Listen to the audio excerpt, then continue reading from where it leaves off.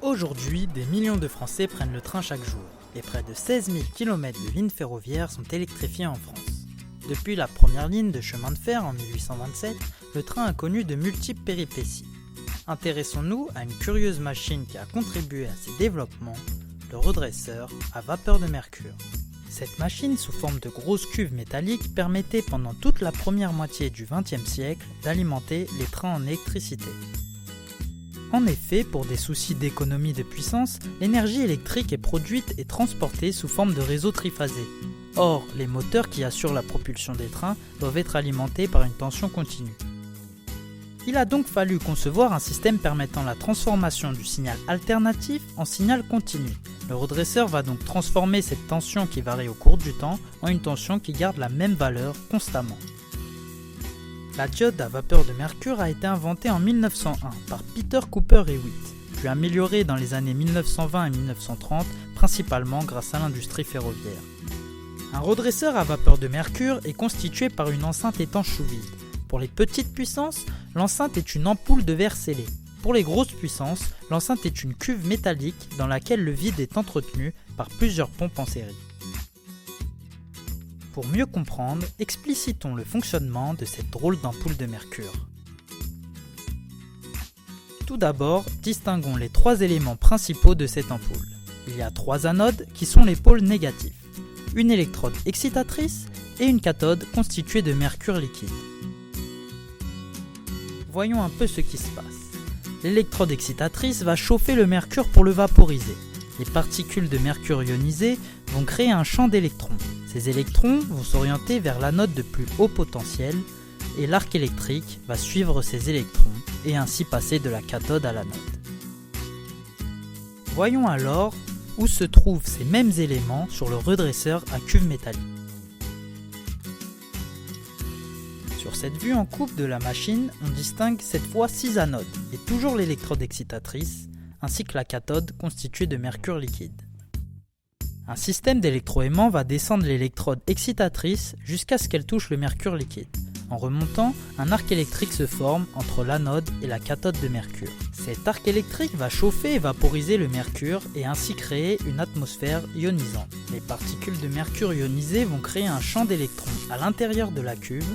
Les électrons étant de charge électrique négative vont se diriger vers l'anode de plus haut potentiel positive. Un arc électrique se forme donc entre la cathode de mercure et l'anode qui possède la tension la plus élevée. Cet arc électrique va ensuite se balader d'anode en anode, toujours en allant vers celle qui possède le plus gros potentiel positif.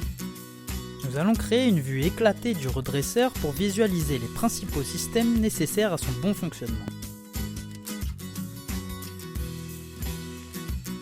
Le redresseur à vapeur de mercure se compose donc d'une cuve métallique avec sa cathode de mercure liquide qui représente la bande positive du redresseur, d'un système de 6 anodes reliées chacune aux 6 phases du réseau hexaphasé d'EDF qui représentent les bandes négatives du redresseur, d'une électrode d'excitation, d'un couvercle assurant l'étanchéité de la machine et enfin d'un système de pompe créant le vide à l'intérieur de la cuve.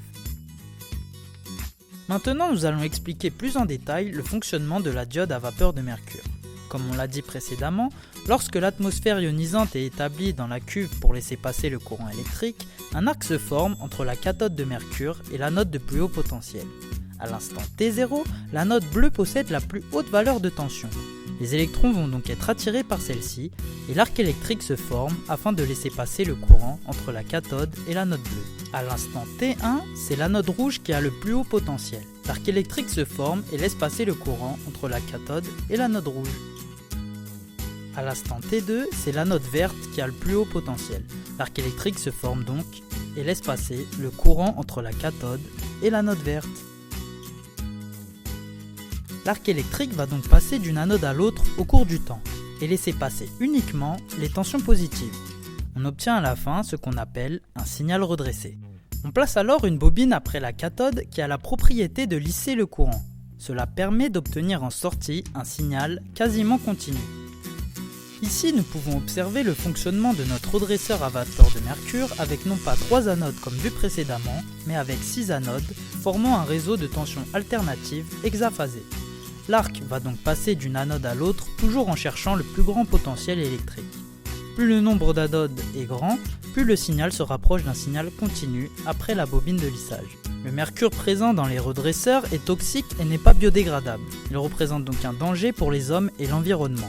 Par souci de sécurité et grâce à l'avènement des semi-conducteurs dans les années 1960-1970, l'utilisation des redresseurs à vapeur de mercure est devenue complètement obsolète.